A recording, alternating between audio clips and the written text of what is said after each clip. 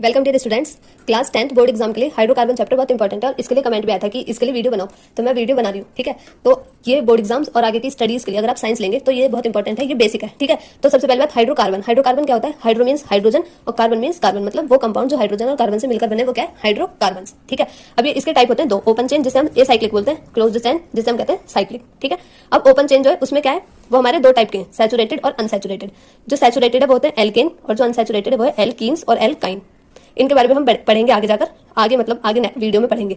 अब जो closed chain है उसमें दो होते हैं, एलिफेटिक और एरोमेटिक। ठीक है, इसे भी हम पढ़ेंगे। तो जो सैचुरेटेड ओपन चेन में सैचुरेटेड का पार्ट है एल्केन, तो उसके बारे में देखते हैं। एल्केन क्या होता है? जिसमें सिंगल बॉन्ड हो, एल्केन AN। ठीक है, सिंगल बॉन्ड हो जिसमें, तो और इसका ये क्या होता है? कार्बन से कार्बन के बीच में होते हैं, जो बॉन्ड्स बनते हैं वो कार्बन के बीच में ही बनते हैं। ठीक है, फॉर्मूला इसका जो कॉमन फॉर्मूला होता है CnH2n+2, जहां पर N क्या है? नंबर ऑफ कार्बन एटम, मतलब ये जो N है वो है नंबर ऑफ कार्बन एटम। जैसे ये इथेन है, इसे कहते हैं हम इथेन। अब जो इसके लिए वो मैं आगे आपको बताऊंगी कि आपको ये कहां से देखना है कि ये इथेन कैसे बना, ये मीथेन कैसे बना। ठीक है, तो जो एल्केन है उसके लिए क्या है?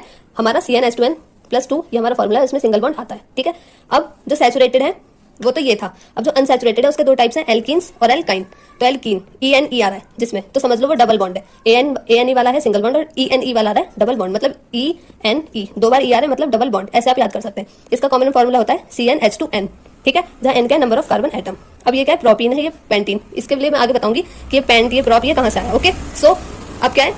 एल्काइन। ओके, तो एल्काइन क्या होता है? आइन। अब देखो यहाँ एल्काइन YNE, तो ये क्या है? 1 2 3, 1 2 3, ये Y बन गया आइन। तो आपको क्या करना है?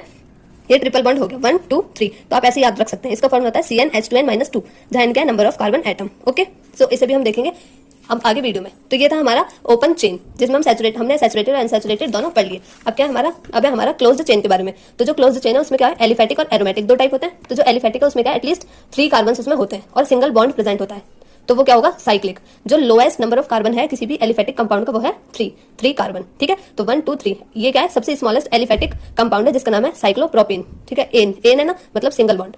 जैसे ये है साइक्लोपेंटेन, तो एन है ANE, तो इसमें भी क्या है? सिंगल बॉन्ड, तो ये है एलिफेटिक।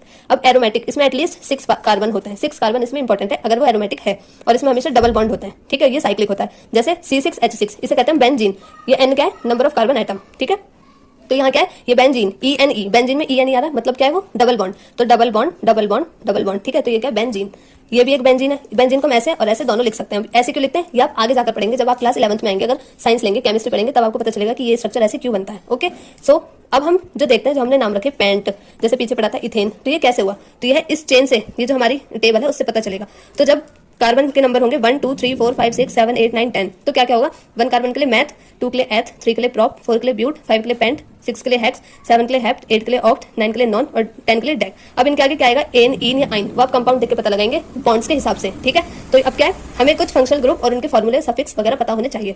तो जैसे कोई फंक्शनल ग्रुप हेलोजन है तो उसमें क्या आएगा? क्लोरो या ब्रोमो, तो ClBr, अगर Cl या Br लगा तो समझ लो वो हेलोजन है। ठीक है, और इन्हें हम कहते हैं हेलाइड्स। अगर वो कंपाउंड कोई अल्कोहलिक है तो उसके लिए उसमें OH कंपलसरी होगा। अगर उसमें OH है तो मतलब वो कोई भी अल्कोहल है, और उसमें जब हम नाम लिखेंगे, जैसे कि हमारा है CH3OH, तो इसके लिए क्या है? एक कार्बन है, मतलब मैथ। ठीक है, यहाँ जाएगा मैथ। अब ये है OH, मतलब ओल। अब सिंगल बॉन्ड है, इसीलिए क्या आएगा? मैथ एन ओल, मिथेनोल, ये हो गया मिथेन ओल। तो इस तरह हम लिखेंगे। एल्डिहाइड अगर वो, तो वहां होगा CHO। ठीक है, तो ये इसमें लगेगा एंड में Al, जैसे यहाँ हमने OL लगाया वैसे यहाँ Al लिखेंगे अगर ये CHO होगा। ठीक है, अब कीटोन क्या होगा? C डबल बॉन्ड O होगा, और उसके लिए ONE, जैसे यहाँ OL था Al था वैसे यहाँ ONE आ जाएगा, तो वो कीटोन होंगे। अगर वो कार्बोक्सिलिक एसिड है तो उसमें ओइक एसिड लिखेंगे और उसका फॉर्मूला है COOH।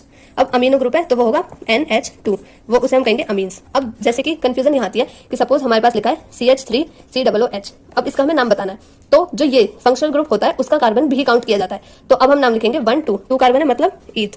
ठीक है, ईथ आ गया। अब सिंगल बॉन्ड है इसलिए एन आ गया।